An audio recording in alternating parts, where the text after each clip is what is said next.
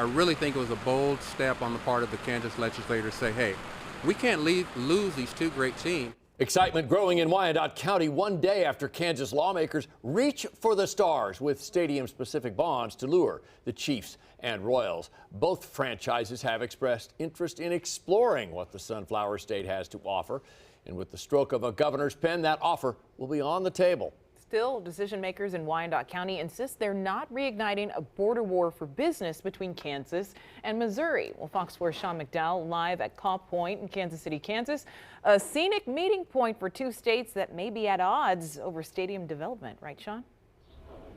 And it seems to be a growing chasm, if you will, as this thing progresses. The thought of enticing either the Chiefs or the Royals to cross the state line into Kansas and potentially KCK has a lot of people really excited here, especially after the decision, as you heard the mayor there mention, to use star bonds as was approved at the State House yesterday. State and local leaders seem invigorated by that. That's a financial tool and a means of paying the bills that could be a real weapon as this competition progresses.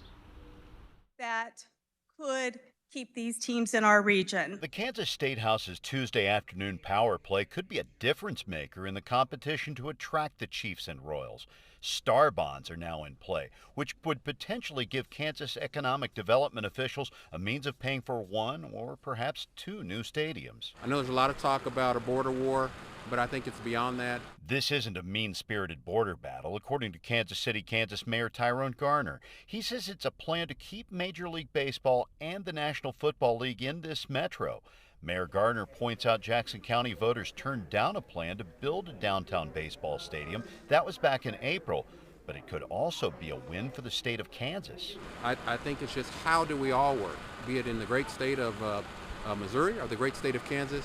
How do we all work to find incentives and options that we can project forward that hopefully those great organizations will see a value to keep them right here in the Kansas City metropolitan area. Downtown baseball in KCK is something Kansas Senator David Haley has proposed, envisioning something bright and new in the Fairfax Industrial District.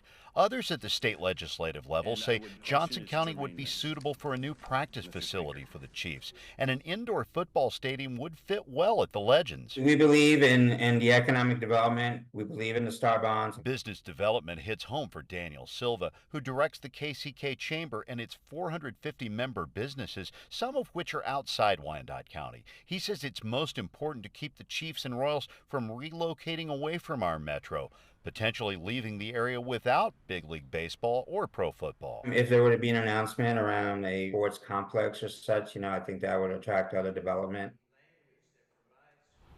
And the counterpunch should come pretty soon. Local leaders in Kansas City, Missouri, as well as those at the state level, are likely preparing their reply to this plan from the Sunflower State.